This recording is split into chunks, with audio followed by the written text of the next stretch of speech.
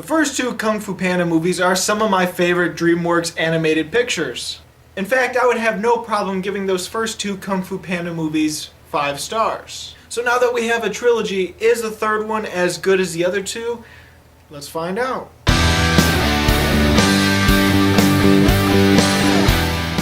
As I've said before, I love the first two Kung Fu Panda movies, and this one has some big shoes to fill.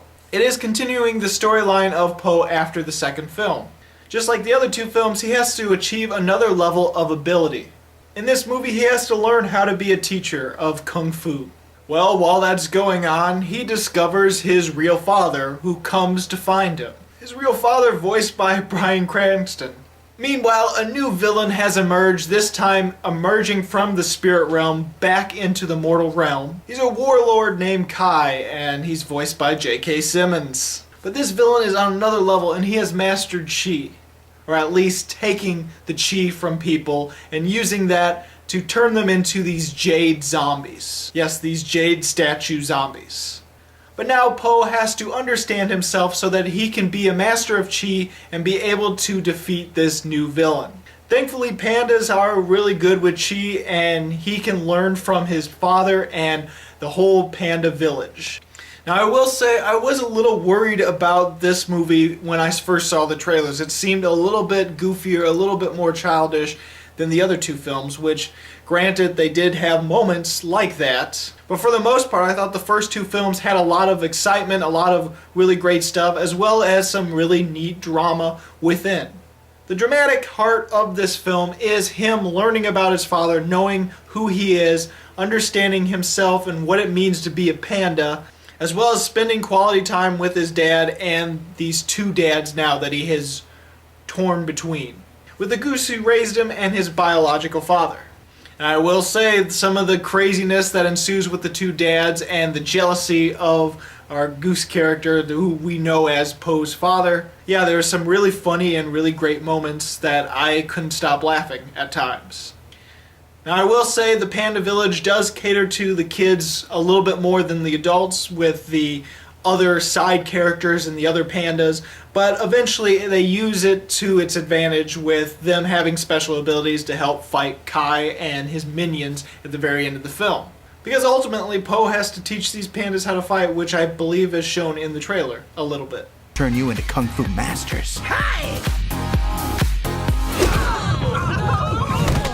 Nobody said this was gonna be easy. Like the other films, the action is really great and oftentimes really spectacular. The two most memorable fights for me, honestly, are not the climax battles, but rather the Furious Five against Kai. There's two different battles, and those are honestly the most memorable for me. Kate Hudson has a very small role in this film as the ribbon dancing panda, and really she only has a few scenes.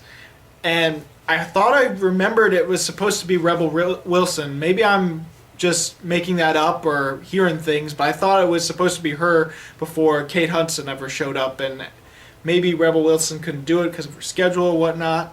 Maybe I'm totally not remembering it right, but I thought I remembered Rebel Wilson was supposed to be this character, and listening to the dialogue really carefully, it sounds like things that Rebel Wilson would say in other movies, so it feels like a character that should be Rebel Wilson.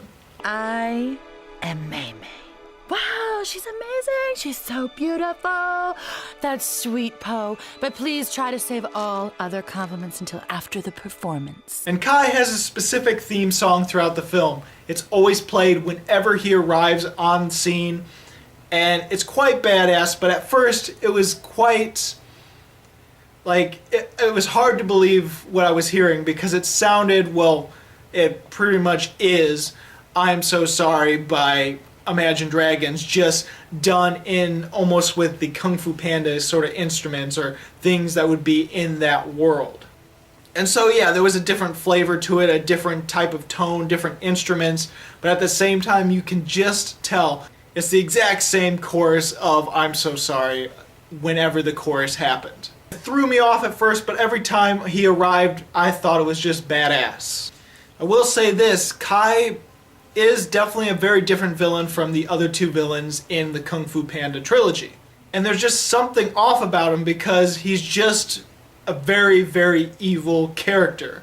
And don't get me wrong, the other two characters were evil as well, but at least during those first two Kung Fu Panda movies, there was a moment for both of those villains where they could have changed, and it shows that they possibly still could have changed, thought about changing, and then decided, nope, I'm going to stay evil and exact my revenge.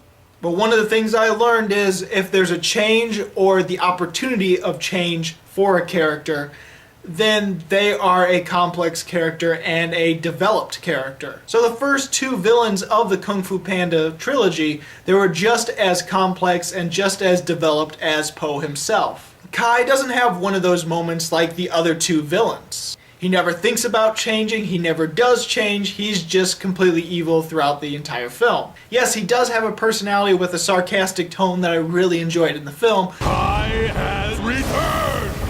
Who? The Master of Pain, Beast of Vengeance, Maker of Widows. Okay, I used to work with Oogway. Oh, Master Oogway! Silence! But other than that, he is definitely more one-dimensional than the other two villains of the trilogy.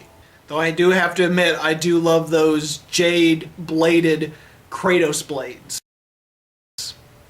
Yeah, they're chain blades with jade swords is freaking awesome. Overall, I did have a really good time. I did really enjoy Kung Fu Panda 3, but nowhere near as great as the other two films.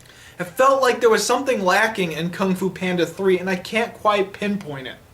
Like there's something a little more hollow and a little bit more just... I don't know, there's just something off about Kung Fu Panda 3 compared to the other two films. Now I will admit that it wraps it all really nicely by the end of the film. All the things left hanging and some of the questions you might have still had from the first two films are answered in this film. But I will say that the final battle with Po and Kai really isn't as epic as some of the other battles in the Kung Fu Panda trilogy. And so that was a bit of a letdown as well, even though I did like the bit with him having a spirit animal and him learning his true self and the dragon. That was pretty damn awesome. So I'm going to give Kung Fu Panda 3 4 stars. So have you seen Kung Fu Panda 3? What did you think about it? Go ahead and comment. If not, what is your favorite DreamWorks animated picture? Mine would be How to Train Your Dragon 2, to be honest.